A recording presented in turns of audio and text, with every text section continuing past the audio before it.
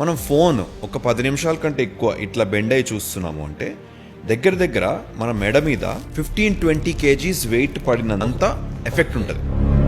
ఇప్పుడు ఈ disc problem ఉన్న వాళ్ళు కూడా ఒకవేళ సర్జరీ చేయించుకుంటే సో అక్కడ ఎట్లాంటి సర్జరీ చేస్తారు? నా దగ్గర ఒక 100 మంది పేషెంట్స్ స్పైన్ ప్రాబ్లం బ్యాక్ పెయిన్తో వచ్చారు అంటే 95 సర్జరీ అవసరం పడదు. జిమ్ చేసే వాళ్ళు చాలా మంది ఈ బరువులు ఎత్తుతూ ఉంటారు, సో దానివల్ల కూడా జరిగే ఛాన్స్ ఉందా?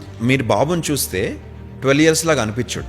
అండ్ ఆ బాబు కూడా ఎట్లా వచ్చాడు, ప్రెజెంటేషన్ వాజ్ నాట్ ఈవెన్ నడువు నొప్పి కాదు, సడన్గా కాళ్ళు పడిపోయినాయి. ఇప్పుడు కూడా నడువు నొప్పిని నెగ్లెక్ట్ చేయకూడదు. స్పైన్ సర్జరీ అనగానే చాలా మంది భయపడతా ఉంటారు, సో దానికి మీరు ఏమని చెప్తారు? సర్జరీ లేకుండా బయటపడ్డాను అంటే మందుల వల్ల ఎప్పుడూ అవ్వదు, అది ఫిజియోథెరపీ అండ్ ఎక్సర్సైజెస్. సో అంటే ఇప్పుడు నేను కూర్చున్న పొజిషన్ కరెక్టేనా? కూర్చున్న పొజిషన్ కరెక్టా అని మీరు అడిగారు. అవును. మనం ఇప్పుడు అరగంట నుంచి మాట్లాడుతున్నాం. అవును. That is the problem.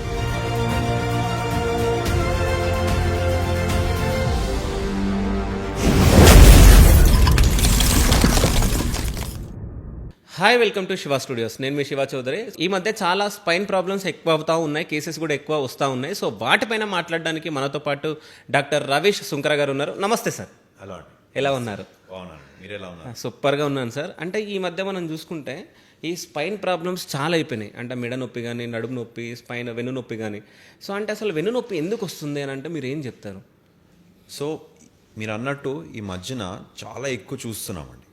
Comparatively ఎక్కువ చూస్తానికి కారణం ఏంటంటే యంగ్ పీపుల్లో ఈ ప్రాబ్లం ఎక్కువైపోతుంది.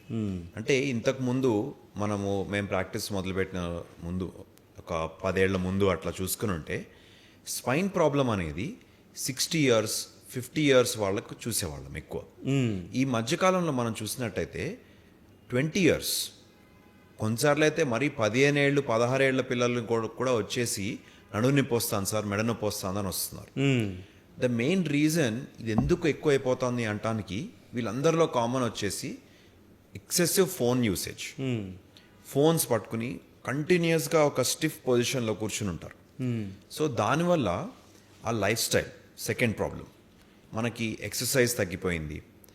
ఒకప్పుడు ఎట్లా ఉండేది అంటే యంగ్ పీపుల్ ఏదో ఒకటి 16-15 years సాయంత్రం అయితే కిందకి వెళ్ళి ఆడుకోవడము, ఏదో ఒక స్పోర్ట్ యాక్టివిటీ, ప్రొఫెషనల్ స్పోర్ట్ కాకపోయినా కానీ ఒక క్యాజువల్ స్పోర్ట్ లాగా క్రికెట్ ఆడుకోవడమో ఏదో చేసేవారు.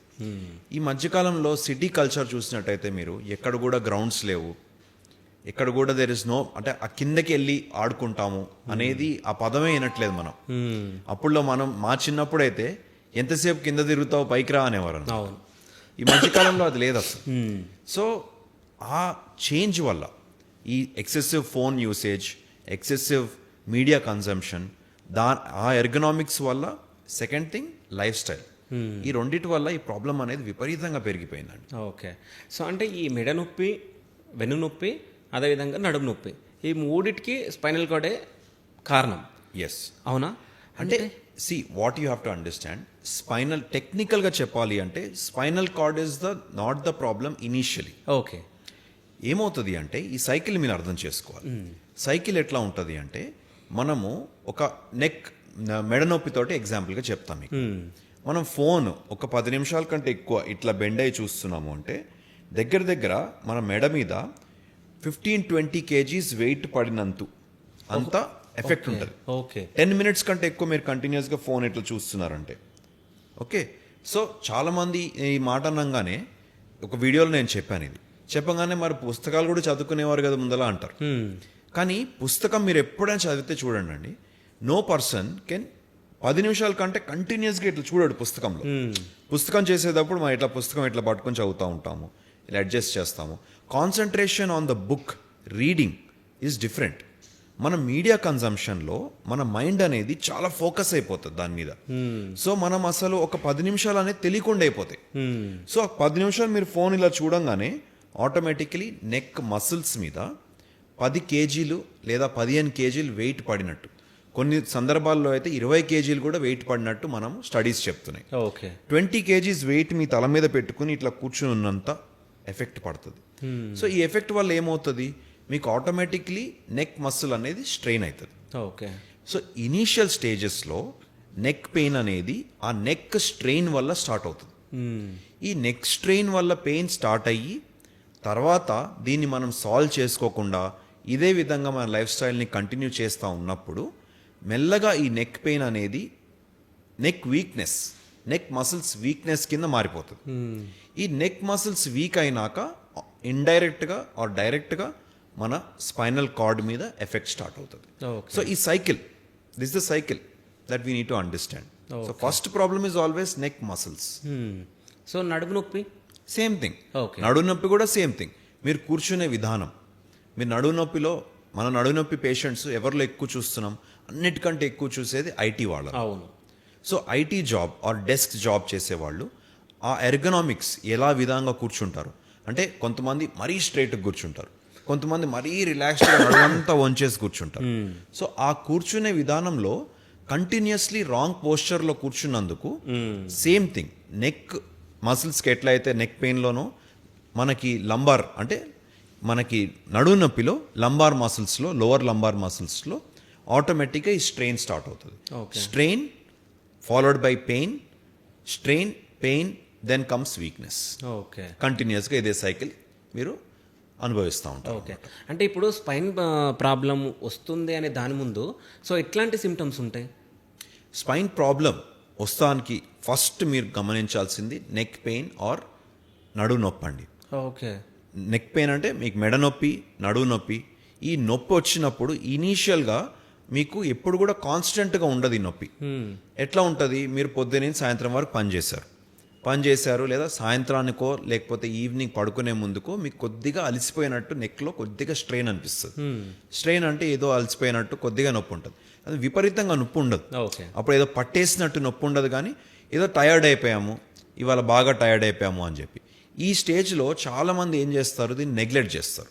లేదా సింపుల్గా ఏదైనా మసాజ్ చేయించుకోవడమో లేకపోతే సింపుల్గా ఏదన్నా ఓవర్ ద కౌంటర్ ఏదన్నా మూవ్ లాంటి క్రీమ్స్ తీసేసుకొని ఆ క్రీమ్స్ రాసుకోవడమో అవాయిడ్ చేస్తారు. బట్ ఇక్కడ మీరు గమనించాల్సింది ఏంటంటే your body is sending the signal ఏంటి, ఆ నొప్పి అనేది it's your bodies communication that ఏదో ప్రాబ్లం స్టార్ట్ అవుతుంది అనేది. అక్కడే నెగ్లెక్ట్ చేస్తారు చాలామంది. అక్కడ నెగ్లెక్ట్ చేసి మెల్లగా దాన్ని అవాయిడ్ చేసుకుంటూ మీకు నొప్పి ఒక వారానికి ఒకసారి రావచ్చు, మళ్ళీ ఒక వారం 10 రోజులు లేదా నెల రోజులు ఉండకపోవచ్చు. అలా దాని తర్వాత మెల్లగా ఫ్రీక్వెన్సీ పెరుగుతుంది. ఫ్రీక్వెన్సీ పెరిగాక రోజు మొదలైనప్పుడే మీరు దాని అటెన్షన్ తీసుకునే స్టేజ్కి వస్తే యూజువలీ ఆ స్టేజ్కి వచ్చేసరికల్లా డిస్క్ ప్రాబ్లమ్స్ లేక వెనపూసలో యాక్చువల్లీ స్పైన్ ప్రాబ్లమ్స్ స్టార్ట్ అయిపోయి ఉంటాయి. ఓకే. ఈ స్లిప్ డిస్క్ అంటే ఏంది అసలు? ఇప్పుడు స్లిప్ డిస్క్ అనేది ఒక common terminology for disc prolapse అండి. ఓకే. ఇంటర్వర్టిబ్రల్ డిస్క్ అని ఉంటుంది. మనకి వెన్నపూస భాగంలో రెండు మన స్పైన్ వర్టిబ్రాస్ మధ్యలో ఉండే కుషనింగ్ ఎలిమెంట్ని మనం డిస్క్ అంటాం. ఓకే. రైట్. ఈ డిస్క్ అనేది ఏదన్నా కారణం వల్ల బల్జ్ స్టార్ట్ అయితే అది యూజువల్గా మనం ఈ మధ్యన కామన్గా చూసేది స్ట్రెయిన్, నేను చెప్పిన మసిల్ వీక్నెస్ వల్ల, కాన్స్టెంట్ వీక్నెస్ వల్ల ఈ మసిల్స్ అనేవి ఆ స్పైనల్ కార్డ్కి బేసికలీ ఆ వర్టిబ్రాస్కి సపోర్ట్ తగ్గిపోయి దాని మీద డిస్క్ మీద ప్రెషర్ పడుతుంది. సో ఎలా అయితే ఒక బండికి షాక్ అబ్జార్బర్స్ ఉంటాయి, రైట్. ఇప్పుడు ఒక బండికి షాక్ అబ్జార్బర్ అనేది ఏం చేస్తుంది, షాక్ అబ్జార్బర్ని తీసుకుంటుంది. ఇప్పుడు ఈ షాక్ అబ్జార్బర్కి ఒక కెపాసిటీ ఉంటుంది. ఒక బైక్ అనుకోండి, సింపుల్ బైక్, ఒక 100 kg మనుషులు ఇద్దరు కూర్చునే అంత షాక్ అబ్జార్బింగ్ కెపాసిటీ ఉంటుంది. దాని మీద మీరు 400 kg వేస్తే ఏమవుతుంది, ప్రెషర్ పెరిగిపోతుంది కదా. అలాగే డిస్క్ మీద కూడా ప్రెషర్ హ్యాండ్లింగ్ కెపాసిటీ, ఆ వర్టిబ్రల్ బాడీస్ మధ్యలో ఉండే డిస్క్కి ప్రెషర్ హ్యాండ్లింగ్ కెపాసిటీ ఉంటుంది దానికి. ఆ కెపాసిటీకి మినహాయించి దాని మీద ప్రెషర్ పడుతుంది అనుకోండి, అంటే మసిల్స్ వీక్ అయిపోయి మసిల్ సపోర్ట్ తగ్గిపోయి దాని మీద ప్రెషర్ మనం మామూలుగానే ఏం పని చేసినా కానీ దాని మీద ప్రెషర్ పెరిగిపోతుంది. మీరు బరువులు ఎత్తాల్సిన అవసరం లేదు, బికాస్ మసిల్ వీక్ అయిపోయింది కాబట్టి దాని మీద దాని వెయిట్ బేరింగ్ కెపాసిటీ తగ్గిపోయింది. ఆ స్ట్రక్చర్ తగ్గిపోయింది కాబట్టి దాని మీద ప్రెషర్ స్టార్ట్ అయిపోతుంది. అంటే ఇప్పుడు మజిల్ వీక్ అయిపోయినప్పుడు మనం నిల్చున్నప్పుడు కూడా అది డిస్క్ మీద ప్రెషర్ పెరిగిపోతుంది. మీరు కాన్స్టెంట్ గా కూర్చుని ఉంటే ఆ ఇంట్రా డిస్కల్ ప్రెషర్, డిస్క్ లో ఉండే ప్రెషర్ పెరిగిపోతుంది.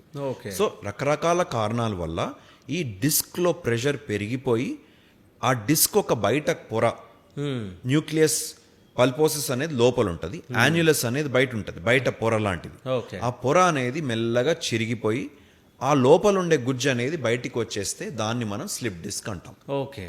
అంటే ముఖ్యంగా ఇది జిమ్ చేసే వాళ్ళు చాలామంది ఈ బరువులు ఎత్తుతూ ఉంటారు. సో దానివల్ల కూడా జరిగే ఛాన్స్ ఉందా?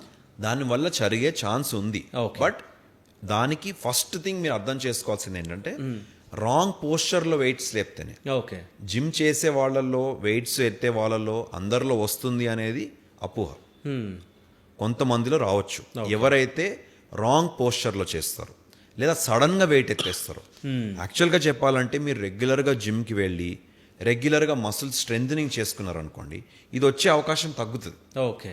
కానీ మీరు రెగ్యులర్గా వెళ్ళకుండా సడన్గా వెళ్ళిపోయి ఒక రాంగ్ పోస్చర్లో ఎక్కువ వెయిట్ ఎత్తేస్తారనుకోండి, ఈగో లిఫ్టింగ్ అంటాం. ఓకే. సడన్గా ఈగో లిఫ్టింగ్కి వెళ్ళారనుకోండి, తప్పకుండా ఇంట్రాడిస్కల్ ప్రెషర్ అనేది ఒక్కటేసారి సడన్గా పెరిగిపోతుంది. ఓకే. సో వీళ్ళల్లో slip disc acute slip disc okay. అంటే మిగతా వాళ్ళలో ఈ జిమ్ గోయర్స్ కాకుండా రెగ్యులర్ పాపులేషన్లో మనము ఎవరైతే ఐటీ జాబ్స్ వీళ్ళు చేస్తారో వాళ్ళలో మెల్లమెల్లగా డిస్క్ బయటకు వస్తుంది. ఓకే. కానీ స్పోర్ట్స్ ఆర్ లేకపోతే ఇట్లాంటి హెవీ వెయిట్ లిఫ్టర్స్లో సడన్గా డిస్క్ బయటకు వచ్చే అవకాశం ఉంటుంది. ఎక్యూట్ స్లిప్ డిస్క్ అయ్యే అవకాశం ఎక్కువ ఉంటుంది ఓకే. వీళ్ళలో. అంటే డిస్క్ స్లిప్ అయిన వాళ్ళకి సర్జరీ అవసరం అంటారా, లేకుంటే మందులు వాడితే సరిపోద్దా? సో డిస్క్ స్లిప్ అయిన వాళ్ళకి మనం రెగ్యులర్గా చూసినట్టయితే అండి ఓకే. 90% మందికి సర్జరీ అవసరం లేదు. ఓకే. ఆల్మోస్ట్ 90% ఎందుకు అంటామంటే ఈ స్లిప్ డిస్క్ అనేది వేరియస్ స్టేజెస్లో ఉంటుంది. సో మనము జనరల్ అందరు పేషెంట్స్కి కామన్ లాంగ్వేజ్లో ఎక్స్ప్లెయిన్ చేస్తానికి నేనైతే 4 స్టేజెస్లో డిఫరెన్షియేట్ చేస్తాను. 4 స్టేజెస్ ఏంటి? First stage normal disc. ఇక్కడ ఏమంత ఇబ్బంది ఉండదు. రెగ్యులర్ బయట పొర బాగానే ఉంటుంది, లోపల గుజ్జు బాగానే ఉంటుంది. తర్వాత సెకండ్ స్టేజ్ అనేది మనము దీన్ని డీజనరేషన్ అంటాం. ఈ డీజనరేషన్లో ఏమవుతుంది అంటే బయట పొర బాగానే ఉంటుంది, కానీ లోపల ఉండే గుజ్జులో వాటర్ కంటెంట్ తగ్గడం మొదలు పెడుతుంది. ఓకే. సో అది డ్రై అయిపోతుందని. తర్వాత నెక్స్ట్ స్టేజ్ వచ్చేసి మనకి ప్రొలాప్స్ అంటే మెల్లగా బయట పొర చిరిగిపోయి లోపలున్న గుజ్జు అనేది బయటికి వస్తే మొదలు పెడుతుంది. ఓకే. ఈ స్టేజ్ నుంచి నరం మీద ఒత్తిడి ఉంటుంది. ఓకే. ఇది స్టేజ్ 3 అనుకుందాం. ఈ స్టేజ్ 3లో కూడా చాలా మందికి రెస్ట్, ఫిజియోథెరపీ దీంతోనే ఈ ప్రాబ్లం అనేది తగ్గిపోతుంది. కానీ దాని తర్వాత స్టేజ్ ప్రొలాప్స్ అనేది ఇంకా బాగా ఎక్కువ అయిపోయింది, లేదా లోపలున్న గుజ్జు అనేది పూర్తిగా బయటకు వచ్చేసి నరంనంతా ఒత్తేస్తుంది. అలాంటప్పుడు ఇది యూజువల్గా మనం చూసేది 100 మందిని పేషెంట్స్లో ఒక 5గురికి. ఓకే. వీళ్ళల్లో మాత్రము సర్జరీ అనేది అవసరం అని చెప్తాం. ఓకే. సో మిగతా వాళ్ళకి సర్జరీ అవసరం లేదు. ఎస్. సో 90 to 95% మన రెగ్యులర్ ప్రాక్టీస్లో కూడా సర్జరీ లేకుండానే వాళ్ళంతటి వాళ్ళు. ఇప్పుడు ఇక్కడ ఏంటంటే దీంట్లో చాలామందికి మిస్కన్సెప్షన్ ఏముంటుందంటే ఒక డాక్టర్ మందులు ఇస్తే తగ్గుతుంది అనేది మిస్కన్సెప్షన్ ఉంటుంది. యాక్చువల్గా మనము డిజీజ్ ప్రాసెస్ చూసుకున్నాం అనుకోండి, మనం మందులు దేనికి ఇస్తాము? నొప్పి తగ్గడానికి మాత్రమే మందులు ఇస్తాం. అవును. అవును. ఆ డిస్క్ ప్రొలాప్స్ అయ్యింది లేదా డిస్క్ డీజనరేషన్ స్టార్ట్ అయింది, నరం మీద మైల్డ్గా ఒత్తిడి స్టార్ట్ అయింది. ఆ ఒత్తిడి వల్ల వచ్చే నొప్పి, ఆ నొప్పిని తగ్గిస్తానికి మందులు ఇస్తాం. అవును. తర్వాత ఫిజియోథెరపీ ఎక్సర్సైజెస్తోనే మీ మసిల్స్ని మీరు స్ట్రెంథెన్ చేసుకుంటే మెల్లగా ప్రెషర్ అనేది తగ్గి దానంతరికి దానే డిస్క్ అనేది హీల్ అవ్వాలి. Okay. So that is disc. ఆ ప్రాబ్లంలో నుంచి నేను సర్జరీ లేకుండా బయటపడ్డాను అంటే మందుల వల్ల ఎప్పుడూ అవ్వదు. ఓకే. అది ఫిజియోథెరపీ అండ్ ఎక్సర్సైజెస్. అయితే నాకు ఇక్కడ ఒక డౌట్, అంటే ఇక్కడ ఈ బల్జ్ అనేది బయటకు వచ్చిన తర్వాత సో ఒక్కసారి అది బయటకు వచ్చిన తర్వాత మళ్ళీ అది లోపలికి వెళ్ళదు కదా. ఇప్పుడు ఎట్లా ఉంటుందంటే అండి దీంట్లో కాన్సెప్ట్, మీరు నాకు ఇక్కడ చేతికి దెబ్బ తగిలింది. అవును. చేతికి దెబ్బ తగిలితే నాకు ఎన్ని రోజుల్లోనో ఆ వాపు తగ్గిపోతుంది? 2 days అనుకోండి. 2 daysలో మెల్లగా వాపు తగ్గుతుంది. వారం 10 రోజుల్లో పూర్తిగా తగ్గిపోతుంది కదా. అవును. మరి ఇక్కడ వాపు తగ్గిపోయినప్పుడు అక్కడ వాపు తగ్గదని ఎందుకు అనుకుంటున్నారు? ఓకే. అక్కడ కూడా వాపు తగ్గుతుంది. ఓకే. కాకపోతే డిస్క్ ఎనాటమీ అర్థం చేసుకోవాలి. బయట పొర చిరిగిపోయి దాని లోపల ఉన్న గుజ్జు బయటికి వచ్చేస్తే అది హీల్ అవ్వదు. ఓకే. సో అది మనకి అలాంటి sequestered disc, complete disc prolapse. Disc prolapse అంటే మనము లోపల ఉన్న న్యూక్లియస్ పల్పోసిస్ అనేది బయటికి రావాలి. సో ఇక్కడ నాకు దెబ్బ తగిలింది, దెబ్బ కాకుండా నాకు ఇక్కడ కట్ అయింది. కట్ అయ్యి ఆ కట్ మధ్యలో రాయి ఉందంటే హీల్ అవుతుందా? అవ్వదు. అలాగే ఇక్కడ కూడా ఆ డిస్క్ అనేది మొత్తం బయట పొర చిరిగిపోయి లోపల ఉన్న గుజ్జు బయటికి వచ్చేస్తే ఆ గుజ్జు అనేది ఆ హీలింగ్ ప్రాసెస్ని అవాయిడ్ చేస్తుంది. Okay. So majority of the disc prolapse ఇప్పుడు స్లిప్ డిస్క్ అంటున్నారు. స్లిప్ డిస్క్ అనేది కామన్ టర్మినాలజీ. ఓకే. మనం అన్ని రకాల స్టేజెస్లో మనం దాన్ని స్లిప్ డిస్కే అంటాం.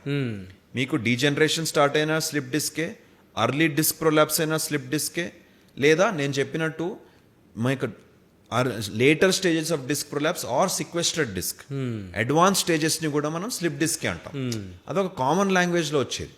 కానీ 90% పేషెంట్స్ వాళ్ళలో అడ్వాన్స్గా స్లిప్ డిస్క్ ఉండదు, సిక్వెస్టెడ్ డిస్క్ ఉండదు. Okay. రెగ్యులర్ పేషెంట్స్ ఎవరిలో అయినా స్పోర్ట్స్ ఇంజురీస్ అయ్యింది, సడన్గా డిస్క్ బయటకు వచ్చేసింది, ఎస్ వాళ్ళల్లో మాత్రము యూజువలీ సిక్వెస్టెడ్ డిస్క్ చూస్తాం. ఓకే. సో వీళ్ళందరూ న్యాచురల్గానే హీల్ అవుతారు 90% వాళ్ళు. ఓకే. జస్ట్ కానీ ఆ సపోర్ట్ ఏంటి, ఆ నొప్పిని తగ్గిస్తానికి మందులు, ఆ వాపుని చుట్టుపక్కల వచ్చే వాపు ఇన్ఫ్లమేషన్ అంటాం, ఆ ఇన్ఫ్లమేషన్ ఆ రెడ్నెస్ని తగ్గించే మందులు, ఓకే. ఈ మందులు ఇస్తాం. దీంతో కొద్దిగా తొందరగా రిలీఫ్ వస్తుంది. తర్వాత వాళ్ళంతకు వాళ్ళు ఫస్ట్ ఇనీషియల్గా ఒక 2-3 రోజులు రెస్ట్ తీసుకునో, ఒక వారం రోజులు రెస్ట్ తీసుకునో, తర్వాత నెక్స్ట్ స్టేజ్లో physiotherapy and exercise, okay. Strengthening చేసుకోవాలి. మజిల్ స్ట్రెంథనింగ్ చేసుకుంటే ఆటోమేటికలీ ఆ డిస్క్ మీద ప్రెషర్ తగ్గి హీలింగ్ స్టార్ట్ అవుతుంది. ఓకే. అంటే ఇప్పుడు ఈ డిస్క్ ప్రాబ్లం ఉన్న వాళ్ళు కూడా ఒకవేళ సర్జరీ చేయించుకుంటే సో అక్కడ ఎట్లాంటి సర్జరీ చేస్తారు? ఇప్పుడు సర్జరీస్ అనేదండి, డిస్క్ ప్రాబ్లం ఉంది మనకి, సర్జరీస్లో చాలా రకాల సర్జరీస్ ఉంటాయి. ఓకే. సో సింపుల్ లాంగ్వేజ్లో చెప్పాలి అంటే ఎంత అడ్వాన్స్డ్ ప్రాబ్లం ఉంది దాని ప్రకారం సర్జరీ ప్లాన్ చేస్తాం. ఓకే. ఉదాహరణకి సింపుల్గా చిన్నగా క్యాన్యులస్ బయటికి వచ్చేసి చిన్న భాగంగా బయటికి వచ్చి నరం మీద ఒత్తుకుంటుంది, వీళ్ళలో మనము కీ హోల్ సర్జరీస్ అంటాం. ఓకే. ఐదర్ మైక్రోస్కోప్తో అన్నా ఎండోస్కోప్తో అన్నా కీ హోల్ సర్జరీస్ చేయగలుగుతాం. సో ఆ చిన్న పార్ట్ ఆఫ్ ద డిస్క్ మాత్రమే తొలగిస్తాం, ఓకే. ఏదైతే నరాన్ని మీద ఒత్తిడి ఉందో. లోపల ఉన్న నార్మల్ డిస్క్ అట్లాగే ఉంటుంది. ఓకే. అది మళ్ళీ మీ రెగ్యులర్ ఫిజియోథెరపీ ఎక్సర్సైజెస్ తోటి మీరు కంటిన్యూ చేసుకుంటే ఆ పొర హీల్ అయిపోయి అది బాగానే ఉంటారు మీరు. ఓకే. లేదు మీకు డిస్క్ అనేది పూర్తిగా అరిగిపోయింది, డీజనరేట్ అయిపోయింది. సో ఆ డీజనరేట్ అయిపోయిన డిస్క్లో మనము తప్పకుండా ఆ డిస్క్ రీప్లేస్మెంట్ చేయాల్సిన అవసరం ఉంటుంది. ఓకే. సో డిస్క్ రీప్లేస్మెంట్ మనకి మినిమల్ ఇన్వేసివ్గా చేయొచ్చు, ఓపెన్ సర్జరీలో మైక్రోస్కోప్లో చేయొచ్చు. సో ఇది మినిమల్ కీ హోల్ సర్జరీ నుంచి స్క్రూస్ వేసి కంప్లీట్గా ఫిక్స్ చేసి ఫ్యూజన్ సర్జరీస్ అంటాం. Complete spectrum of surgical procedures ఉంటాయి. ఓకే. ఏ ప్రొసీజర్ ఎవరికి సూటబుల్ అనేది ఇండివిజువల్గా ఒక పేషెంట్ని చూసి మాత్రమే డిసైడ్ చేయగలుగుతాం. స్లిప్ డిస్క్ ఇదే సర్జరీ అని చెప్పేయలేం ఎప్పుడైనా, కానీ చాలా ఇండివిజువల్ అప్రోచ్ తీసుకోవాల్సి వస్తుంది. ఓకే. అంటే స్పైన్ సర్జరీ అనగానే చాలామంది భయపడతా ఉంటారు, సో దానికి మీరు ఏమని చెప్తారు? సో ఎస్, ఒకప్పుడు ఒక 15 ఏళ్ళు 20 ఏళ్ల ముందు టెక్నాలజీ లేదండి, అది వాస్తవమే. టెక్నాలజీ మెల్లమెల్లగా వచ్చింది. అవును. తర్వాత వచ్చాక ఫస్ట్ కొంచెం పెద్ద హాస్పిటల్స్లో ఉండేది, ఇప్పుడు ర్యాంపెంట్గా అవైలబుల్ ఉంది. సో ఇవాల్ట డేలో స్పైన్ సర్జరీ 100% సేఫ్ అని చెప్పుకోవడంలో కూడా తప్పు లేదు. ఎందుకంటే మీకు అడ్వాంటేజెస్ మీరు టెక్నాలజీస్ చూస్తుంటే ఫస్ట్ ఏ సర్జరీ కూడా ఓపెన్ ఐ కింద చేయట్లేదు మనం, ఐదర్ మైక్రోస్కోప్ కింద చేస్తాము లేదా ఎండోస్కోప్ పెట్టి చేస్తాము. సో మ్యాగ్నిఫికేషన్ ఉంటుంది, మనకి రూపాయి బిళ్ళ 10 రూపాయలలాగా అనిపిస్తుంది. అవును. సో అది పెద్ద కనిపిస్తుంది కాబట్టి మైక్రో సర్జరీ అంటాం. ఓకే. ప్రతి నరాన్ని చిన్న కణాన్ని కూడా మనం డిస్టర్బ్ చేయకుండా సర్జరీస్ చేస్తాం. ఓకే. సో నర్వ్స్ సేఫ్ ఉంది అంటే మీకు రిజల్ట్స్ బాగుంటాయి. ఓకే. సెకండ్ థింగ్, స్క్రూస్ వేయాల్సి వచ్చింది అనుకోండి. ఓకే. స్క్రూస్ అనేది మనము ఓపెన్ టెక్నిక్లో మనం ఏది బ్లైండ్ టెక్నిక్లో చేయట్లేదు, సియామ్ గైడెన్స్ అంటాము. అంటే మనకి సర్జరీ చేస్తున్నప్పుడే ప్రతిసారి ఎక్స్రే తోటి స్క్రూ కరెక్ట్గా వెళ్తుందా లేదా అనేది చూసుకుంటాం. ఓకే. ఈ మధ్యన ఓఆమ్ అని వచ్చేసింది ఇంకా కొత్తగా. ఓఆమ్ అంటే మనం సర్జరీ లోపలే ఒక CT scan, complete CT scan చేసుకుని స్క్రూ కరెక్ట్గా వెళ్తుందా లేదా, కరెక్ట్గా ఉందా లేదా అని అక్కడికక్కడే చూసుకోవచ్చు. ఓకే. సో స్క్రూస్ పొజిషన్ అనేది మనకి 100% గ్యారంటీడ్లో మనము సేఫ్గా వేయగలుగుతున్నాం. Okay. So all the kinds మనకి సర్జరీ టెక్నాలజీ తోటి చాలా సేఫ్ అయిపోయింది. ఓకే. ఇది కాకుండా ఈ మధ్య neuro monitoring or nerve monitoring అంటాం. నర్వ్ మానిటరింగ్ ఏంటంటే మనం సర్జరీ చేసేటప్పుడు యూజువల్గా పేషెంట్కి పూర్తి మత్తు ఇచ్చేసి పడుకోబెట్టి చేస్తాం. అవును. అలాంటప్పుడు కాలు కదులుతుందా లేదా, ఈ మనకి ఏదైనా వీక్నెస్ ఉందా లేదా అనేది పేషెంట్ లెగిసే వరకు అర్థమయ్యేది కాదు ఒకప్పుడు. ఇప్పుడు ఈ న్యూరో ఫిజియాలజీ వాళ్ళు వచ్చేసి స్పెషల్ టీం వచ్చి ఈ నర్వ్ మానిటరింగ్ అనేది పెట్టుకుని అసలు ఆ మసిల్ ఫంక్షన్ కరెక్ట్గా ఉందా లేదా, ఎలాంటి వీక్నెస్ రావట్లేదు కదా అని చెప్పి కంప్లీట్ ఒక గ్రాఫ్ లాగా చూసుకుని మనం ఏమాత్రం ఒక మిల్లీమీటర్ ప్రెసిషన్లో నరాన్ని ఏమైనా డిస్టర్బ్ చేస్తూ ఉంటే అక్కడ పెద్ద అలారం అవుతుంది. ఓకే. సో డ్యామేజ్ చేసే అవకాశమే లేదు. అట్లాంటి టెక్నాలజీ వచ్చేసింది ఇప్పుడు. సో 100% సేఫ్ అయిపోయింది అనేది అంటాం కూడా తప్పులేదు. Yes, spine surgery, trauma patients, accident అయింది, మొత్తం వెన్నపూస విరిగిపోయింది.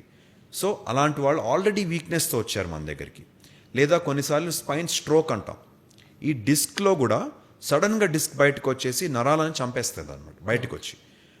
దాంట్లో ఏ టైంకి వెనక్కి వస్తారు మన దగ్గరికి?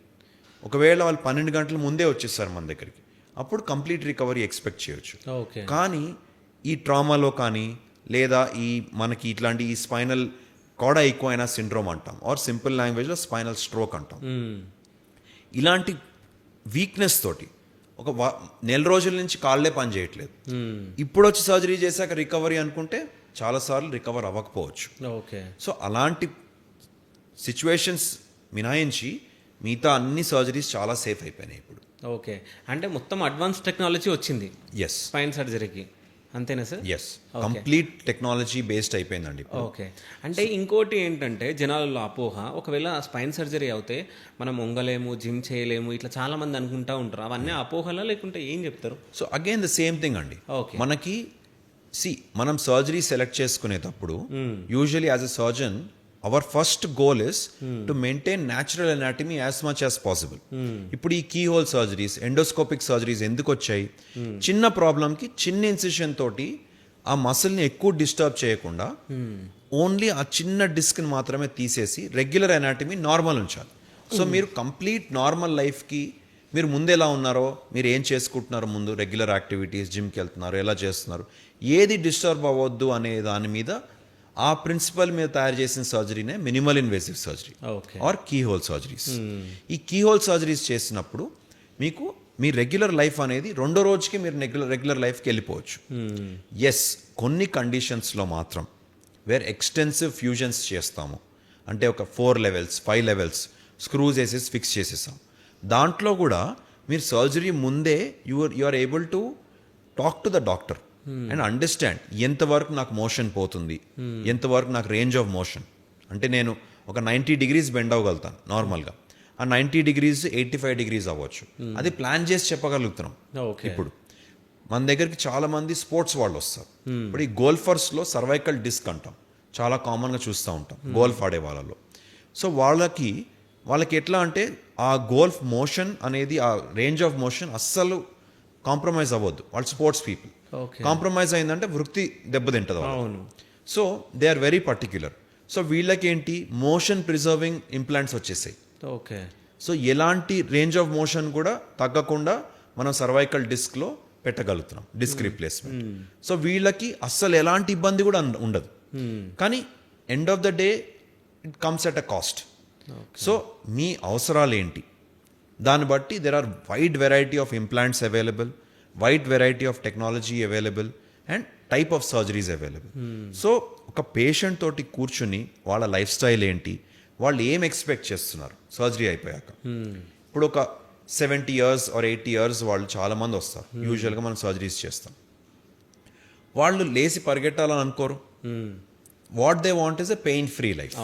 రెగ్యులర్గా మా ఇంట్లో పనులు మేము చేసుకోగలుగుతున్నామా, కొంచెం వాకింగ్ చేసుకోగలుగుతున్నామా, అండ్ కింద కూర్చోకపోయినా నాకు ప్రాబ్లం లేదు అంటారు వాళ్ళు. Pain free life is the main goal. అలాంటప్పుడు వాళ్ళకి వేరే సర్జరీస్ టైలర్ అవుతాయి. ఇప్పుడు ఒక 20-year-old golfer or sports person వచ్చారు, he wants to continue his sport. So వాళ్ళకి వేరేగా టైలర్డ్ సర్జరీస్ చేస్తాం. సో ఎవరి వృత్తి, ఎవరి ఏజ్, ఎవరి ఎక్స్పెక్టేషన్స్ పట్టి ప్రాపర్గా డిస్కస్ చేసి సర్జరీస్ ప్లాన్ చేస్తాం. ఓకే. కొంతమంది స్పైన్తో ప్రాబ్లం ఉన్న వాళ్ళు సో హాస్పిటల్కి వెళ్తే వాళ్ళకి ఇంజెక్షన్ ఇచ్చి అయిపోతుంది, పెయిన్ తగ్గిపోతుంది, మీ పెయిన్ అనేది రాదు అని చెప్పేసి చాలామంది చెప్తున్నారు. బట్ ఇంజెక్షన్ తీసుకున్న తర్వాత మళ్ళీ 3 monthsకో లేకుంటే 1 monthకో మళ్ళీ వాళ్ళకి పెయిన్ వస్తూ ఉంది. అసలు ఇంజెక్షన్ తీసుకోవడం వల్ల నిజంగా స్పైన్ పెయిన్ అనేది తగ్గుతుందా? సో మీరు చెప్పే ఇంజెక్షన్స్ని మనం epidural steroid shots or facet blocks అంటాం. నేను చెప్పినట్టు స్టార్టింగ్లో చెప్పినట్టు ఎప్పుడైనా కానీ ఇనీషియల్ స్టేజెస్ ఆఫ్ డిస్క్ బల్జ్లో మనం ఏం చేస్తున్నాము, ఆ పెయిన్ని తగ్గిస్తున్నాము, అక్కడ ఉండే వాపును తగ్గిస్తున్నాం, ఇన్ఫ్లమేషన్. మీరు డిస్క్లో ఉండే వాపును తగ్గించలేము ఎప్పుడైనా. డిస్క్ ప్రొలాప్స్ అయినప్పుడు అంటే స్లిప్ డిస్క్ అయినప్పుడు బల్జ్ అయినప్పుడు ఎలా అయితే మనకు ఇక్కడ దెబ్బ తగిలినప్పుడు ఇక్కడ వాపు వస్తుంది, ఆ వాపు చుట్టూ ఎర్రగా అవుతుంది, దాన్ని మనం ఇన్ఫ్లమేషన్ అంటాం. అలాగే లోపల డిస్క్ ప్రొలాప్స్ అయినప్పుడు డిస్క్ బల్జ్ వస్తుంది, డిస్క్ బల్జ్తో పాటు దాని చుట్టుపక్కల ఇన్ఫ్లమేషన్ వస్తుంది. ఓకే. సో ఇలాంటి ఇంజెక్షన్స్ మనం ఇస్తే ఆ ఇన్ఫ్లమేషన్, ఆ నరం చుట్టూ వచ్చే వాపు అది తగ్గుతుంది. ఓకే. అది తగ్గినందుకు రిలీఫ్ వస్తుంది, పెయిన్ రిలీఫ్. జస్ట్ లైక్ మందులు ఇస్తే ఎట్లా రిలీఫ్ వస్తుందో ఇది ఇంకా ఫాస్టర్ రిలీఫ్ వస్తుంది. ఓకే. కానీ చాలా మంది అర్థం చేసుకోవాల్సింది ఏంటంటే ఇది డిస్క్ని ఎక్కడా క్యూర్ చేయట్లేదు, డిస్క్ ప్రొలాప్స్కి ట్రీట్మెంట్ కాదు, ఇది జస్ట్ పెయిన్ రిలీఫ్, ఇది పెయిన్ మేనేజ్మెంట్. ఇది సో మీరు దీన్ని ప్రాపర్గా యూటిలైజ్ చేసుకోవాలి అంటే మీరు ఒక 3 months మీరు టైం కొనుక్కున్నట్టు. ఈ 3 monthsలో మీరు లైఫ్ స్టైల్ మోడిఫికేషన్ ఎంతవరకు చేసుకున్నారు? మీరు కనుక ఈ 3 monthsలో మీకు ఎపిడ్యూరల్ స్టీరాయిడ్ ఇచ్చాము లేదా ఫేసటల్ బ్లాక్ ఇచ్చాము, నేను కూడా చాలా మందికి ఇస్తాను ఇంజెక్షన్స్. ఇచ్చినాక వాళ్ళు రిలీఫ్ పొందారు, రిలీఫ్ పొందాక వాళ్ళు ఆ టైంని ప్రాపర్గా యూటిలైజ్ చేసుకున్నారు. దట్ వాళ్ళు రెగ్యులర్గా మెల్లగా క్రమీణంగా ఎక్సర్సైజెస్ చేశారు, ఒక గుడ్ ఫిజియోథెరపిస్ట్ గైడెన్స్ కింద మంచిగా ఫిజియోథెరపీ చేసుకున్నాక వాళ్ళ మసిల్స్ స్ట్రాంగ్ అయిపోతే చాలా మంది పేషెంట్స్ రెగ్యులర్గా మన దగ్గర వెనక్కి రారు. ఇంకా వాళ్ళకి నేను ఎక్కడో కనిపిస్తారు, మళ్ళీ నాకు కనిపించాక సార్ మీరు ఇంజెక్షన్ ఇచ్చాక పూర్తిగా తగ్గిపోయింది అంటారు. అది ఇంజెక్షన్ ఇచ్చినందుకు తగ్గిపోలేదు, వాళ్ళు ఇంజెక్షన్ ఇచ్చాక ప్రాపర్ లైఫ్ స్టైల్ ఇంటర్వెన్షన్ చేసుకున్నారు కాబట్టి వాళ్ళకి ఆ పెయిన్ రిలీఫ్ వచ్చింది. ఓకే. అంటే ఇంజెక్షన్ వల్ల పూర్తిగా నయం అవుతుందా? అవుతుంది, దట్స్ వాట్ అంటే. ఇంజెక్షన్ వల్ల పూర్తిగా నయం అయింది అంటే అది ఇంజెక్షన్ వల్ల నయం అవ్వలేదు. ఓకే. నేను ఇంజెక్షన్ ఇచ్చాను, ఆ ఇంజెక్షన్ వల్ల వాళ్ళకి పెయిన్ రిలీఫ్ వచ్చింది, ఆ పెయిన్ రిలీఫ్ వచ్చాక వాళ్ళకి ఒక మంచి ఫిజియోథెరపిస్ట్ గైడెన్స్ దొరికింది, వాళ్ళు ఆ గైడెన్స్ ప్రకారంగా మంచిగా ఎక్సర్సైజెస్ చేసుకున్నారు, దానివల్ల వాళ్ళు ఇంప్రూవ్ అయ్యారు. So it is their hard work or it is their dedication that has made them heal, but not just the injection has helped, అదొక్కటే కాదు. కానీ ఓకే. సో ఇంకోటి సార్, అంటే ఈ మధ్య చిన్నపిల్లల్లో చాలామందికి ఈ వెన్నునొప్పి అనేది బాగా పెరిగింది, మెడ నొప్పి, వెన్నునొప్పి, నడుము నొప్పి. అంటే ఎందుకంటే వీళ్ళు చిన్నప్పుడే వీళ్ళు స్కూల్లో వెళ్ళేటప్పుడు బ్యాగ్స్ మోయడం, అంటే ఆ బ్యాగ్లోనే బుక్స్ నాకు తెలిసి 10 kg 20 kg 30 kg అంత వెయిట్ మోస్తూ ఉన్నారు పిల్లలు. ఇట్లాంటి పిల్లలకు ఎట్లా ఎఫెక్ట్ అవుతుంది ఇది? బ్యాగులు మోయడం అనేది చాలా సంవత్సరాల నుంచి ఉందండి, ఇప్పుడనే కాదు. ఇన్ఫ్యాక్ట్ చెప్పాలి అంటే ఈ మధ్యన తగ్గినాయి అనుకుంటా నేను, బ్యాగ్ వెయిట్స్ స్కూల్స్లో ఇవన్నిట్లో కొద్ది తగ్గినాయి అన్నట్టే నాకు అనిపిస్తుంది. ఎందుకంటే మేము చిన్నప్పుడు మా బ్యాగ్స్లో ఎన్ని టెక్స్ట్ బుక్స్ అని ఉండేవి, ఈ మధ్యన చాలా స్కూల్స్లో వీళ్ళు ల్యాప్టాప్స్కి వెళ్ళిపోతున్నారు ఆర్ ఐప్యాడ్స్కి వెళ్ళిపోతున్నారు. సో ఎంతో కొంత వెయిట్ తగ్గిందనే మనం చెప్పుకోవాలి. కానీ దీనికంటే ఇంపార్టెంట్ ఏంటంటే పిల్లల్లోనే ఈ మీడియా ఎడిక్షన్, ఫోన్స్ ఎక్కువ చూస్తాము, సెడెంటరీ లైఫ్ స్టైల్, ఎక్కువ వాళ్ళు అసలు స్పోర్ట్స్ యాక్టివిటీస్లో పార్టిసిపేట్ చేయట్లేదు. అండ్ స్పోర్ట్స్ యాక్టివిటీస్ అనేది మీరు వారానికి ఒకసారి చేస్తే సరిపోదు, రెగ్యులర్గా are you participating in some sport and రోజు మీ లైఫ్ స్టైల్లో మీరు యాక్టివ్గా ఉంటున్నారు. సో రోజు యాక్టివ్గా ఉన్నారనుకోండి పిల్లలు, దెన్ ఇలాంటి ప్రాబ్లమ్స్ వచ్చే అవకాశం తగ్గుతుంది. Yes, lifting heavy bags on a daily basis problem ఇస్తుంది, కాదనట్లేదు దానికి. కానీ అదొక్కటే ప్రాబ్లం కాదు. నా ప్రకారం అయితే మేజర్ ప్రాబ్లం అయితే పిల్లల్లో ఉండే లైఫ్ స్టైల్. అసలు ఇంటికి రాగానే బ్యాగులు పడేసి ఫస్ట్ టీవీ ముందు కూర్చుంటారు, ఫోన్ల ముందు కూర్చుంటారు. సో ఆ యాక్టివిటీ తగ్గిపోయినందుకు ఇబ్బందులు వస్తున్నాయి. ఒకప్పుడు మీరు నమ్మరండి, ఒకప్పుడు 10 ఏళ్ల ముందు ఒక్క పిల్లోని కూడా చూడలేదు స్పైన్ ప్రాబ్లంతో. యూజువలీ మనం పిల్లల్లో చూసే స్పైన్ ప్రాబ్లమ్స్ స్కోలియోసిస్ అంటాం, అది జెనెటిక్ ప్రాబ్లం. నడుము అనేది వంకర అయిపోయి దానికి ట్రీట్మెంట్స్ రెగ్యులర్గానే ఎప్పటి నుంచో చేసేవాళ్ళం, స్కోలియోసిస్. కానీ ఈ మధ్యకాలంలో స్కోలియోసిస్ లేకుండా కూడా నెక్ పెయిన్స్, నడుము నొప్పులు అనేది 10 years 12 years పిల్లల్లో కూడా రెగ్యులర్గా చూస్తున్నాం. So it is a very surprising and alarming problem. So మనం గుర్తించాల్సింది ఏంటంటే ఫిజికల్ యాక్టివిటీ అనేది మనం పెంచుకోవాలి. స్కోలియోసిస్ మనం బోల్డ్ అని చేస్తాం సర్జరీస్, అది కూడా అందరు గుర్తుపెట్టుకోవాలి. పిల్లల్లో రెగ్యులర్గా మనం చెక్ చేసుకోవాలి, స్పైన్ స్ట్రైట్ ఉందా లేదా, ఏదన్నా వంకర అయిపోతుందా అనేది చూసుకోవాలి. చాలామందికి స్కోలియోసిస్ అనే ప్రాబ్లం తెలియదు పేరెంట్స్కి, స్పైన్ అనేది వంకర అయిపోతుంది. సో ఆ స్పైన్ వంకర అయిపోతే నరాలు డ్యామేజ్ అయ్యే అవకాశం ఉంటుంది. సో ఇది కూడా తెలుసుకుని వాళ్ళు ఏదన్నా ఉంది అంటే డాక్టర్ని సంప్రదించడం చాలా అవసరం. కానీ నెక్ ప్రాబ్లమ్స్, మీకు రెగ్యులర్గా నెక్ పెయిన్ లేదా నడుము నొప్పి ఉంది, ఇలాంటి స్కోలియోసిస్ ఏమీ లేదు అంటే దెన్ మీ చైల్డ్ లైఫ్ స్టైల్ ఒకటి చాలా దెబ్బతింది అని మీరు అర్థం చేసుకుని ఇంటర్వ్యూన్ అవ్వడం చాలా అవసరం. సో అంటే మీరు అంటే ఆశ్చర్యపోయిన పేషెంట్స్ ఎవరన్నా ఉన్నారా అంటే ఈ స్పైన్ దాంట్లో? ఉన్నారండి. Okay. రీసెంట్గా నేను జస్ట్ ఒక 10 days బ్యాక్ 12-year-old చైల్డ్కి స్లిప్ డిస్క్ ప్రాబ్లంతో సర్జరీ చేశాను. 12 years. 12 years. ఓకే. మీరు బాబుని చూస్తే 12 years లాగా అనిపించాడు. సెడెంటరీ లైఫ్ స్టైల్, ఎక్కువ తింటాం, హెవీ వెయిట్, ఆల్రెడీ లావ్ అయిపోయి. అది పేరెంట్స్ మన ఏదైనా జెనెటిక్ అనుకుంటే అట్లా కూడా కాదు. జెనెటిక్ వాళ్ళ పేరెంట్స్ నార్మల్గానే ఉన్నారు, regular built only. But Babu unfortunately it is the life style, junk ఫుడ్కి అలవాటు అయిపోయి బాగా రెగ్యులర్గా ఈ యాక్టివిటీస్కి అలవాటు అయిపోయి ఏమంటే సోషల్ మీడియా ఎక్కువ చూస్తాము అంటే మనం ఇష్టమే తప్పు ఫస్ట్. సో అట్లా అలవాటు అయిపోయి స్లిప్ డిస్క్ ప్రాబ్లంతో 12 years బాబు వచ్చాడు. ఓకే. సో నేను ఇప్పటిదాకా 12 years బాబుతోటి రెగ్యులర్ మిగతా ప్రాబ్లమ్స్ అంటే చైల్డ్హుడ్లో ఉండే ప్రాబ్లమ్స్, స్కోలియోసిస్ లేదా ఇలాంటి ఇబ్బందులు లేకుండా ఒక రెగ్యులర్ డీజనరేటివ్ ఆర్ మనకు రెగ్యులర్ స్లిప్ డిస్క్ అంటాం చూడండి, ఆ ప్రాబ్లం ఫస్ట్ టైం చూసాం. Okay. So it is a very alarming thing that we had to do surgery on it. And ఆ బాబు కూడా ఎట్లా వచ్చాడు, not even like presentation was not even నడువు నొప్పి కాదు, సడన్గా కాళ్ళు పడిపోయినాయి.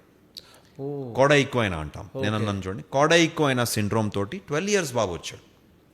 12 years బాబు వచ్చి luckily educated parents immediately observe చేశారు కాబట్టి ఇమీడియట్గా పేషెంట్ పట్టుకొచ్చారు, మనం సర్జరీ చేసాం. Next day he improved, next day power back వచ్చేసింది, he was able to walk. But it is an alarming thing that ఒక 12 years బాబుకి కోడా ఈక్వైనా అనే సిండ్రోమ్ వచ్చింది. ఓకే. ముందర ఎప్పుడు చూసేవాళ్ళం కాదు. It's a life style that we have to be worried about. So నాకు ఇక్కడ ఒక డౌట్, అంటే స్పైన్ అంటే డిస్క్ స్లిప్ అయిన దానికి ఈ కాలు పడిపోవడానికి ఏంటి సింక్ అసలు? సో ఇప్పుడు ఎట్లా ఉంటుంది అంటే అండి, మనకి L45 L5S1 దగ్గర ఓకే మనము కోడా ఈక్వైనా అంటాం.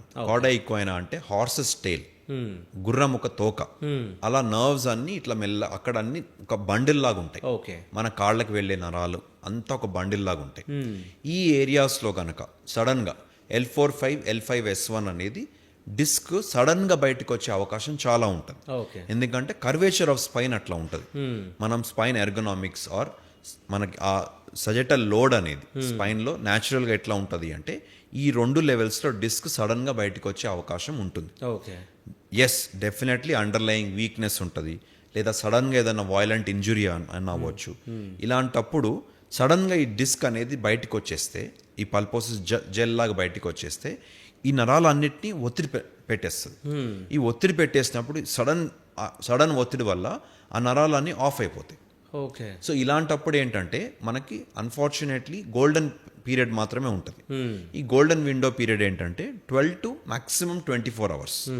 ఈ 24 hoursలో కనుక ఆ ప్రెషర్ మనం తీయలేదనుకోండి, రిలీవ్ చేయలేదు, ఆ డిస్క్ తీసేసి ఈ నరాలు అనేది డీజనరేట్ అయిపోయి చనిపోతాయి.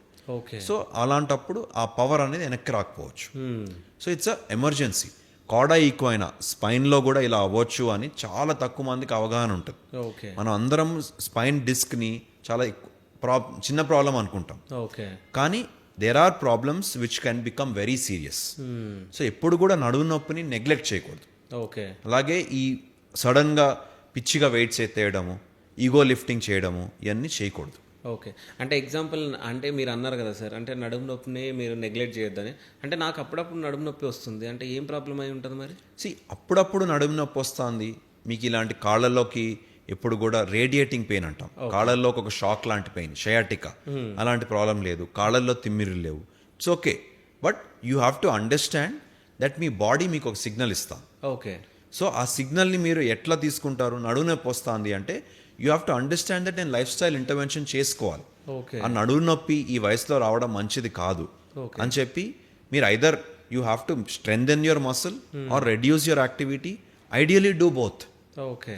మీరు కూర్చునే విధానం మార్చుకోవాలి, కొంచెం తక్కువ పని చేసుకోవాలి, కొంచెం ఎక్కువ ఎక్సర్సైజ్ చేసుకోవాలి. Okay. So one life, so you have to take care of your body. Okay. అంటే నాకు నడుము నొప్పి ఎప్పుడు వస్తుంది అంటే మార్నింగ్ లేచేటప్పుడు వచ్చింది అనుకోండి నడుము నొప్పి, యూజువలీ మనము దాన్ని వేరేగా చూస్తామండి. అంటే దెన్ యూజువల్ మార్నింగ్ లేసేటప్పుడు నడుము నొప్పి వస్తే సింపుల్ కారణం వచ్చేసి మీ స్లీపింగ్ విధానం కరెక్ట్గా లేదన్నట్టు, ఓకే. మీరు పడుకునే విధానం. సో పడుకునే విధానం కరెక్ట్గా లేకపోవడం నెంబర్ 1 కారణం. ఓకే. నెంబర్ 2, మీకు యూజువలీ బాడీ స్టిఫ్ అయిపోతాను బికాస్ ల్యాక్ ఆఫ్ మూవ్మెంట్. మీకు ఇలా మార్నింగ్ లేసేటప్పుడు నడుము నొప్పి వస్తుందంటే సింపుల్గా ఒక 10 రోజులు ఈవినింగ్ టైంలో యోగా ట్రై చేయండి, ఓకే. ఈ నడుము నొప్పి తగ్గిపోతుంది. ఎందుకంటే మూమెంట్ లేదు. ఈ మూమెంట్ లేనందుకు మీ నిద్రలోకి వెళ్ళేటప్పుడు మసిల్స్ అన్ని స్టిఫ్ అయిపోతున్నాయి. ఆ స్టిఫ్ అయిపోయినందుకు మీకు ఈ నడుము నొప్పి అనేది పొద్దున్నే లేవగానే ఎక్కువ వస్తుంది. ఓకే. సో పడుకునే విధానం మార్చుకోవాలి. Then second thing, you have to improve your mobility. Okay. At least evening టైంలో మొబిలిటీ పెంచుకోవాలి. సో ఇంతకుముందు మాట్లాడుతూ నేను అడిగినప్పుడు సయాటికా అని చెప్పేసి మీరు అనడం జరిగింది. Yes. సయాటికా అంటే షయాటికా అంటే షయాటికా డిఫరెంట్గా అంటాము. ఓకే. అన్ని pronunciations it's a noun. Okay. So షయాటికా problem అనేది, షయాటిక్ నర్వ్ అనేది ఒక మేజర్ నర్వ్. మన నడుముని భాగం నుంచి వెనక కింద కాలు వరకు వెళ్తుంది. సో ఇది ఒక పెద్ద నర్వ్. దీని మీద కనుక ఒత్తిడి పడితే ఒక షాక్ లాంటి పెయిన్, కాళ్ళల్లోకి ఒక షాక్ లాంటి పెయిన్ వస్తుంది మనకి. ఈ షాక్ లాంటి పెయిన్ వచ్చేదాన్ని మనము షయాటికా అంటాం. ఓకే. దీనికి ఈ షయాటికా రావడానికి one of the most common problem వచ్చేసి slip disc or disc problem, lumbar disc problem. Lumbar disc ప్రాబ్లంలో మనం ఈ షయాటికా ప్రాబ్లం అనేది చాలా కామన్గా చూస్తూ ఉంటాం. ఓకే. అంటే చాలామంది డాక్టర్లు అసలు సర్జరీ అవసరం లేకపోయినా, సో నడుము నొప్పి అని, మెడ నొప్పి అని, వెన్ను నొప్పి అని చెప్పేసి వెళ్తే సో స్పైన్ సర్జరీ చేయాల్సిందే అని చెప్పేసి, అంటే అవసరం లేకపోయినా చాలామంది డాక్టర్లు సర్జరీలు చేస్తూ ఉన్నారు అన్నట్టు బయట టాక్ వినిపిస్తుంది. అంటే దీనిపైన మీరు ఎట్లా స్పందిస్తారు? సో ఇప్పుడు దీంట్లో ఏంటంటే అండి, క్వాలిఫైడ్ డాక్టర్స్ ఎస్పెషలీ మీరు చూడాల్సింది స్పైన్ సర్జరీ చేసేవాళ్ళు ఎవరు. యూజువలీ క్వాలిఫైడ్ డాక్టర్స్ అంటే ఇద్దరు ఫీల్డ్సే స్పైన్ సర్జరీస్ చేస్తారు. Number 1 neuro surgeons, number 2 qualified orthopaedic spine surgeons. వీళ్ళు కనుక క్వాలిఫైడ్ డాక్టర్స్ ఉంటే యూజువల్గా అయితే అన్నెసెసరీగా ప్రిస్క్రైబ్ చేయరు surgeries. But definitely spine problem అనేది ఈ మధ్యన చూసుకున్నట్టయితే మీరు కొంచెం గ్రే ఏరియా అయిపోయింది. ఓకే. గ్రే ఏరియా ఏంటంటే మనకి ఎంఆర్ఐ రిపోర్ట్స్ ర్యాంపెంట్గా ఈ మధ్యన ఏంటి, ఫస్ట్ నడునొప్పి రాగానే డాక్టర్ కంటే ముందు వెళ్ళి ఎంఆర్ఐ చేయించుకుంటున్నారు. అవును, చాలా కామన్గా చూస్తున్నాం. అవును. ఎంఆర్ఐ రిపోర్ట్లో వాళ్ళు L4 L5 disc, L5 S1 disc, bulge అని ఉంటుంది. ఈ బల్జ్ అని చూడంగానే ఫస్ట్ గూగుల్లో కొట్టంగానే సర్జరీ అని వచ్చేస్తుంది. సో పేషెంట్సే ముందు డాక్టర్ దగ్గరికి వెళ్ళే ముందే వాళ్ళే నాకు సర్జరీ అవసరం ఉంటుందేమో అని చెప్పి భయపడిపోయి ఫిక్స్ అయిపోయి ఉంటారు. Right? There is no quick fix. That is what we need to understand. Okay. The thumb of rule is, ఇవాళకి కూడా ఏ డాక్టర్నైనా మీరు అడగండి, క్వాలిఫైడ్ డాక్టర్, ఎథికల్ డాక్టర్, ఎవరైనా ప్రాక్టీస్లో చేసేవాళ్ళు, including my practice, what I see, నా దగ్గర ఒక 100 మంది పేషెంట్స్ స్పైన్ ప్రాబ్లం, బ్యాక్ పెయిన్తో వచ్చారు అంటే 95 సర్జరీ అవసరం పడదు. ఓకే. ఒక 5గురికే సర్జరీ అవసరం పడుతుంది. కానీ సిటీస్లో ఉండే డాక్టర్స్, ఎస్పెషలీ మా లెవెల్లో ఉండే డాక్టర్స్ ఏంటంటే ఫిల్టర్ అయ్యి వస్తారు పేషెంట్స్ మన దగ్గర. ఫిల్టర్ అయ్యి వస్తున్నారంటే ఒక జనరల్ ఫిజిషియన్, జనరల్ డాక్టర్ దగ్గరికి వెళ్ళి నడుము నొప్పికి ఎన్నో నెలలు, సంవత్సరాలు ట్రీట్మెంట్ అక్కడే తీసుకుంటా ఉండి ప్రాబ్లం విపరీతంగా పెరిగిపోయాక సంవత్సరాల తర్వాత మన దగ్గరికి వస్తారు. సో అలాంటప్పుడు yes, we tend to see some patients more towards surgery. కానీ మీరు సింపుల్గా గుర్తుంచుకోవాల్సిన ఫ్యాక్ట్స్ ఏంటంటే నడువు నొప్పికి సర్జరీ అనేది అవసరం ఉండదు జనరల్గా. ఓకే. రైట్? నడువు నొప్పి అనేది మీ బాడీ ఒక సిగ్నల్ ఇస్తుంది that your muscles are weak and muscles are getting strained. Okay. Right? Surgery అనేది యూజువల్గా ఎవరికి అవసరం పడుతుంది? నెంబర్ 1, నేను చెప్పినట్టు షయాటిక్ పెయిన్ చాలా విపరీతంగా వచ్చేస్తుంది. కాళ్ళల్లోకి పెయిన్ అనేది తట్టుకోలేనంత నొప్పి వస్తుంది.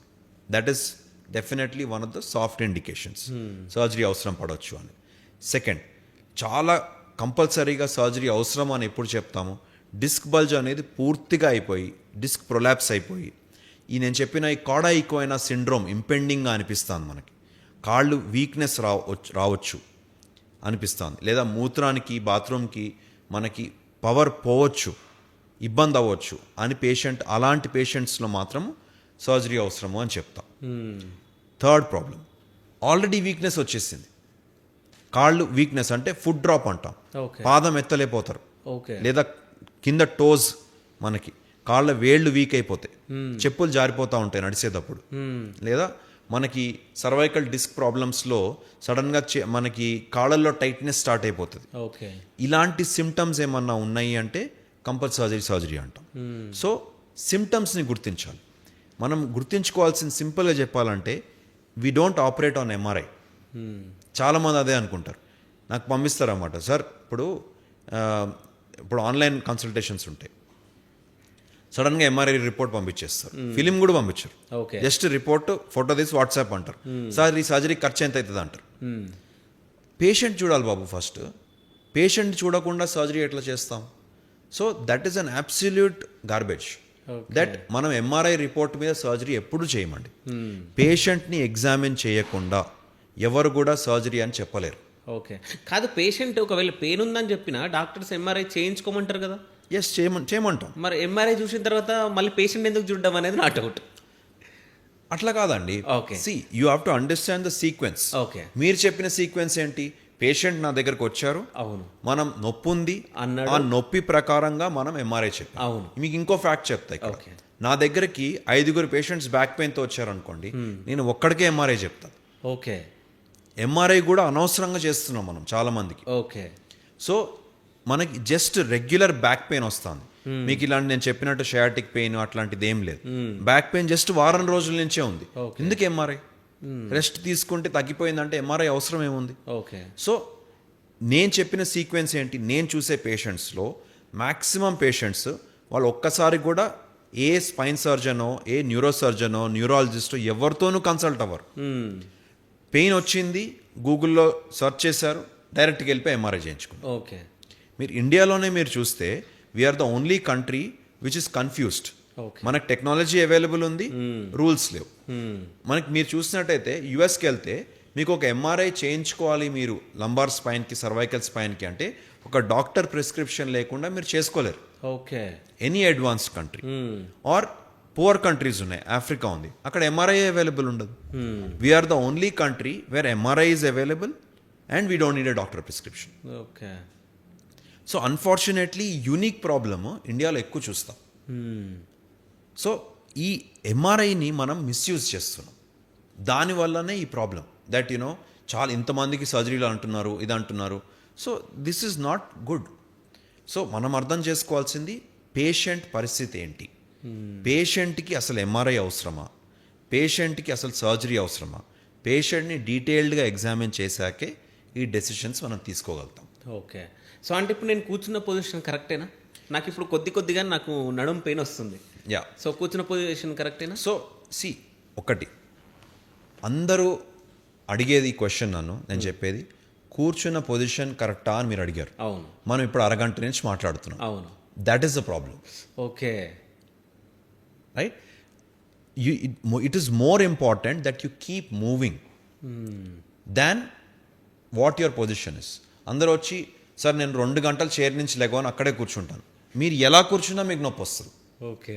రైట్. సో కూర్చుంటే ఇంట్రాడిస్కల్ ప్రెషర్ పెరుగుతుంది, నుంచుంటే ఇంట్రాడిస్కల్ ప్రెషర్ పెరుగుతుంది. The only human body is made to move. మనం ఎవల్యూషన్లో ప్రకారంగా చూసుకున్నట్టయితే హ్యూమన్స్ కోతుల దగ్గర నుంచి వచ్చాం. అవును. మనం ఏంటి? We're hunters and gatherers. అంటే మనము ఒక చోట కూర్చోడానికి తయారు చేసిన మనిషి కాదు. మనం నడుస్తూ ఉండాలి, నడుస్తూ ఉన్నప్పుడు ఒక చెట్టు మీద ఫలం తీసుకుని తింటాము, లేదా ఒక జంతువుని చంపి తింటాము. This is how human was made. Right. అలిసిపోతే ఫ్లాట్గా పడుకుంటాడు. అవును. This is how human was made. ఒక చోట నుంచుని మాట్లాడతాం కూడా తర్వాత వచ్చింది ఎవల్యూషన్లో. రైట్. సో కూర్చోవడం, కంటిన్యూస్గా కూర్చోవడం is the biggest problem. Yes, there are some ways of right sitting. The right sitting or basically ఎక్కువ స్లౌచ్ అవ్వద్దు, ఎక్కువ స్ట్రైట్ కూర్చో. ఓకే. సో ఒక comfortable relaxed position is most important. Then second, eye level. మీరు computer monitor చూస్తున్నారు, eye level. Phone చూస్తున్నారు, eye level. So everything has to be eye level. So కూర్చున్నప్పుడు అంటే డౌన్ చేయకుండా స్ట్రైట్గా ఉండాలి నెక్. సో ఒక comfortable position is more important. Most important thing is movement. So అంటే స్పైన్ ప్రాబ్లం రాకుండా ఉండాలంటే రోజువారీ అలవాట్లు ఎట్లా ఉండాలి? సో నెంబర్ 1 చెప్పినట్టు మూవ్మెంట్ అండి. మీరు అట్లీస్ట్ హాఫ్ అన్ అవర్ 40 minutesకి లెగిసి నడవాలి, మూవ్మెంట్ ఉండాలి.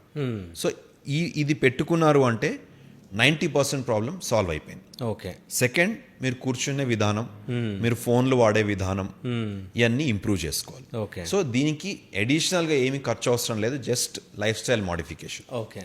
Then comes your exercise, right? మనము యూజువల్గా చాలామంది ఎక్సర్సైజ్ నేను చేస్తున్నాను డాక్టర్, 1 hour ఎక్సర్సైజ్ చేస్తున్నాను అంటారు. ఓకే. వాళ్ళని డీటెయిల్గా అడిగామనుకోండి, వాళ్ళు 1 hour ఓన్లీ వాకింగ్ చేస్తారు. Okay. Majority people who are active also సన్నగా ఉంటారు, ఫిట్ అనిపిస్తారు, but they are doing only cardiovascular exercise, only walking చేస్తారు వాళ్ళు. So walking or cardiovascular exercise ఎంత ఇంపార్టెంటో అంతే ఇంపార్టెంట్ మసిల్ మెయింటైన్ చేసుకోవడం. మసిల్ స్ట్రెంథనింగ్ ఆర్ మనం రెసిస్టెన్స్ ట్రైనింగ్ అంటాం. Resistance training and that too focused on the spine and back muscles.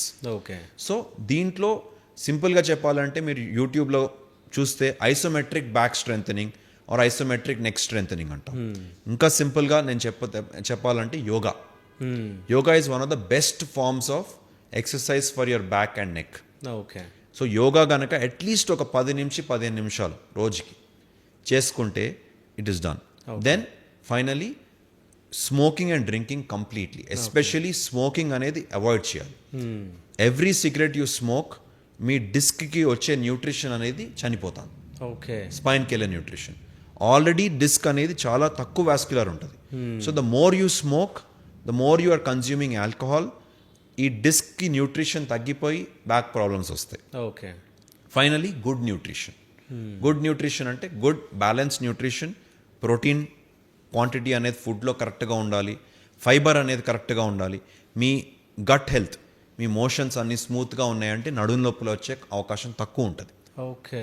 So ఈ everything holistically all these 6 things are very important. Sir మీరు neuro surgeon కదా, so అంటే మీరు neuro surgeon, అదేవిధంగా spine surgeries కూడా మీరు చేస్తూ ఉన్నారు. సో దానికి దీనికి డిఫరెన్స్ ఏంది, మీరు ఎక్కువ ఇష్టపడేది ఏది? So as a neuro surgeon అండి, మనం అన్నిటికంటే ప్రాక్టీస్లో ఎక్కువ చేసేది ఏ ప్రాబ్లమ్స్తో వస్తారో అది ఎక్కువ చేస్తూ మొదలు పెడతాం. సో జనరల్ పాపులేషన్లో స్పైన్ ప్రాబ్లం ఎక్కువ ఉంటుంది. Okay. So any neuro surgeon మనం జనరల్గా స్పైన్ ఇష్యూస్ ఎక్కువ చూస్తాం. సో మా ప్రాక్టీస్లో మేము చెప్పినట్టయితే ఆల్మోస్ట్ 50-50 అన్నట్టు ఉంటుంది అనమాట. ఓకే. ఒక 10 మందికి సర్జరీస్ చేసామంటే దాంట్లో 5 స్పైన్ సర్జరీసే ఉంటాయి. సో డెఫినెట్లీ స్పైన్ సర్జరీ ఇష్టమే. ఓకే. కానీ my inclination is more towards brain surgeries. Okay. Right?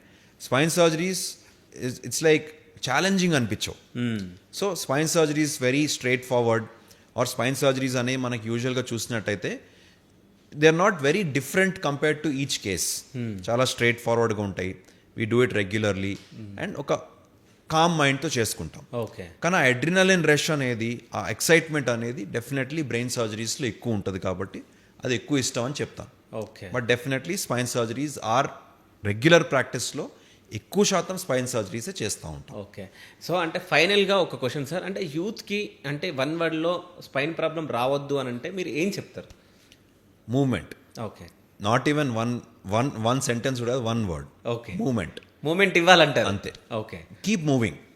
If you keep moving your spine will not have a spine problem. Okay. ఎందుకంటే మీరు చూసినట్టయితే మీరు కూడా అదే క్వశ్చన్ అడిగారు. Sitting for half an hour, we didn't take a break, right? So movement అనేది మనము మన యాక్టివిటీస్లో ఇన్కాపరేట్ చేసుకోవాలి. ఇన్కాపరేట్ చేసుకుంటే ఆటోమేటిక్లీ మీరు యాక్చువల్లీ యాపిల్ వాచ్ చూసినట్టయితే యాపిల్ వాచ్లో one of the main metrics is మీరు లేసి మూవ్ చేస్తున్నారా లేదా, ఆర్ మూవ్ రింగ్ అంటాం. మూవ్ రింగ్ ఉంది, స్టాండ్ రింగ్ ఉంది అండ్ ఎక్సర్సైజ్ రింగ్ ఉంది యాపిల్ వాచ్లో. వాళ్ళు చేసిన మేజర్ స్టడీ కూడా అదే. మీరు ప్రతి గంటకి లెగిసి నుంచోవడం అనేది మీరు ఎంత కదులుతున్నారు, ఎంత ఎక్సర్సైజ్ చేస్తున్నారు అంతే ఇంపార్టెన్స్ ఇచ్చారు వాళ్ళు. సో యాపిల్ అంత పెద్ద కంపెనీనే దానికి అంత ఇంపార్టెన్స్ ఇచ్చింది అంటే there should be a reason, right? So movement is the main thing, simplest thing that we forget. Done. Thank you so much sir. Thank you. Welcome.